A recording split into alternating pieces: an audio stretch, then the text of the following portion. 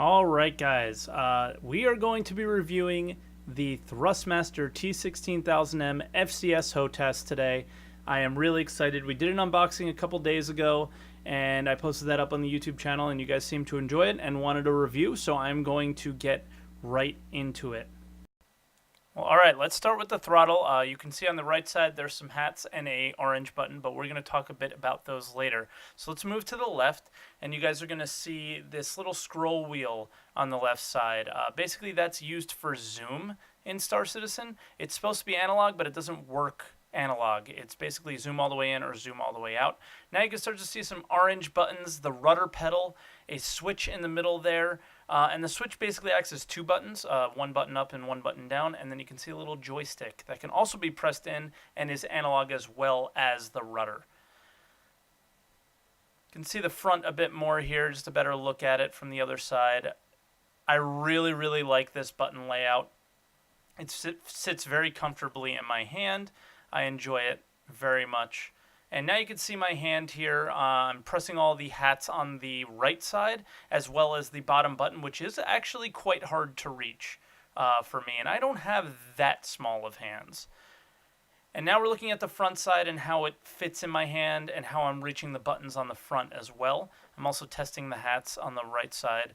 But now you can see me moving the joystick, pressing the switch, pressing the middle button and the far left button. Now the hard thing is moving that scroll wheel. You see how much I have to struggle with my pinky?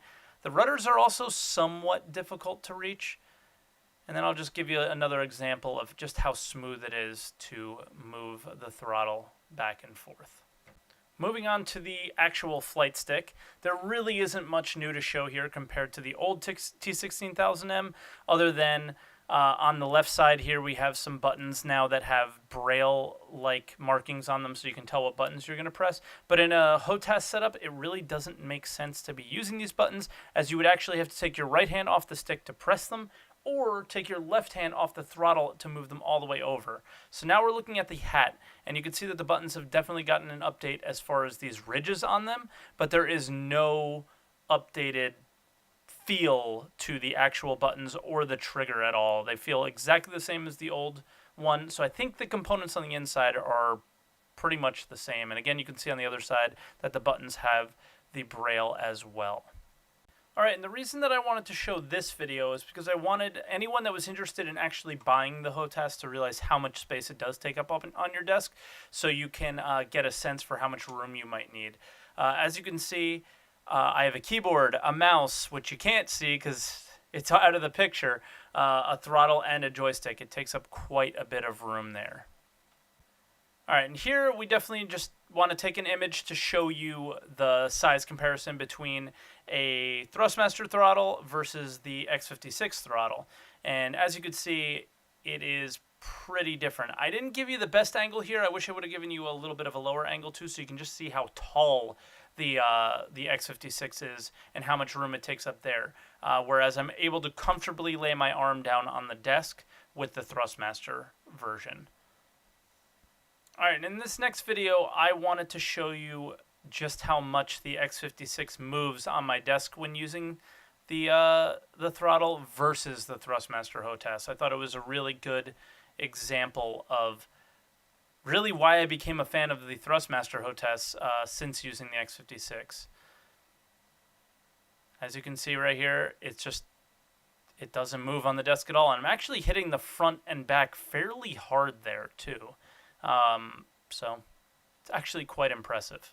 Alright, and here we're showing you the size difference between the X56 flight stick and the T16000M, and as you can see, it is a significant difference in size. But what I really want to point out is that thumb area on the stick. Look at how much more customizability you get from the X56 versus the T16000M. I would say this is a big points off situation for the T16000M. There's so many buttons on the actual base, but they're just not usable in a HOTAS setup. And SciTech got that, but I don't think Thrustmaster has quite figured that part out yet. Alright guys, we're here in Vandal Swarm for the second part of the video to show you guys how this HOTAS actually plays in Star Citizen. We've talked about all its inputs and its size and things like that, but it really comes down to how does it feel, How does it play? Is it easy to use? And all the answers to that are good and yes. As you can see, I'm boosting here. I'm comfortable. I don't really have to move my hand anymore. And I boost with the middle, I guess with the first button on the throttle. I could change my view with the joystick button on the throttle, which I kind of like that a bit. I got out of the way with the strafe really quick. I'm just really comfortable with this guy. Really, really comfortable. And as you can see, I'm throttling down, throttling it up while I'm turning. Just makes fighting these guys so much easier. So much easier for me. And we can just boost right back up to full speed. I'm a big fan. As you could see in my earlier review of this, the actual joystick, my arm is not laying rest anywhere like my arm is here with the throttle. It's able to lay rest because of the height of the throttle. The height of the joystick is still a little bit too high for my comfort level. I was hoping that this HOTAS would maybe solve the issues with that for me, because I have definitely a right shoulder issue from starting with playing baseball and moving through my poker dealing career. It's been really, really bad over the years, and it's continuing to get worse.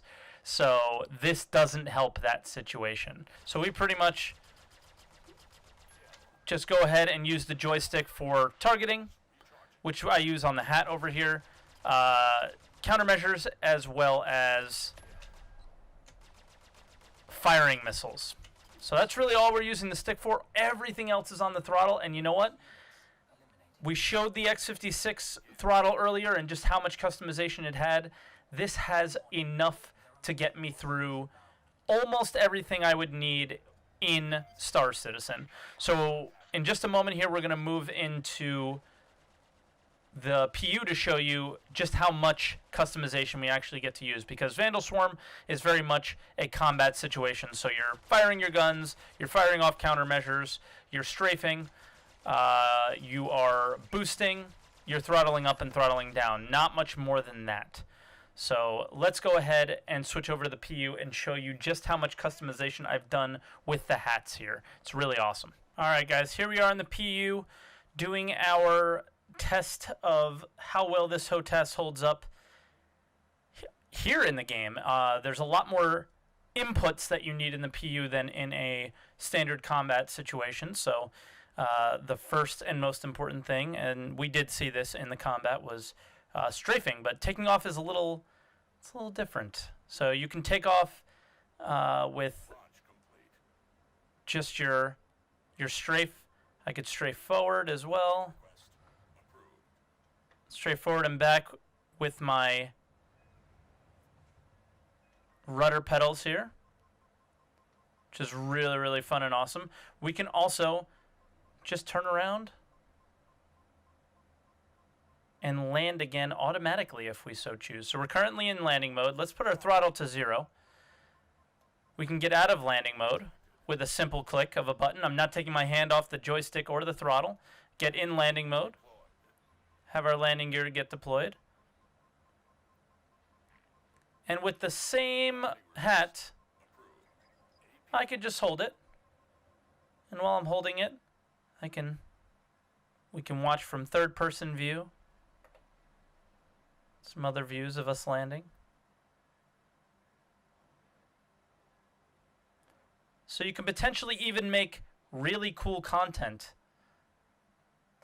with just your joystick and your throttle. It's really, really impressive. So, all right, let's go ahead and take off here. As you can see, it's analog, so I can throttle really quick. I can boost around, boost and strafe as well. Okay, so let's go ahead and get out of landing zone. And with the same hat that I used to get in and out of landing mode, I can find our quantum travel locations. and I can quantum right to it with the click of a button. So with a single hat, I have all of my kind of movement keys on there. Now, what if I want to get out of the cockpit and I don't want to? I try to not have my hands remove from my flight stick setup until I absolutely need to. So straight from the HOTAS, if I hold down on that same hat, I can get in and out of the cockpit. All right, so we have some pirates here. One of the things that I did not demonstrate was if you look on the right side of the radar there's a couple of G-Safe ComStab. I don't have one for ESP because I don't choose to turn it off or turn it on. But we can while we're flying, dynamically decouple, turn ComStab off, and turn G-Safe off, all in a single click.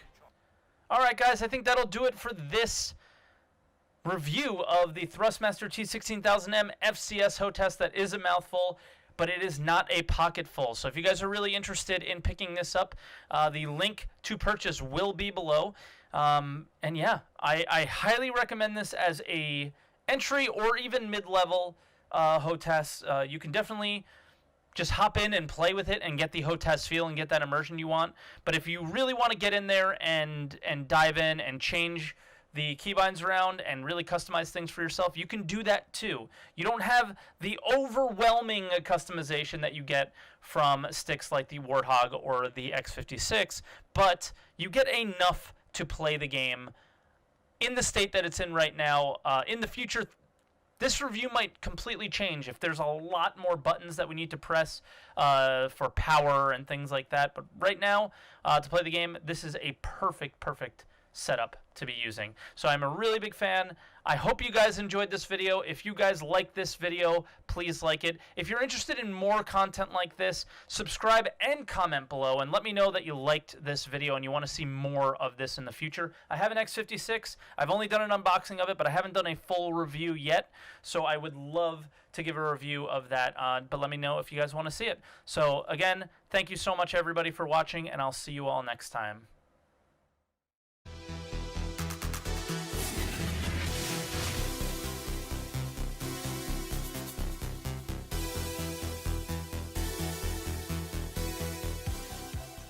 Alright guys, we are going to be reviewing the Thrustmaster T16000M FCS HOTAS today.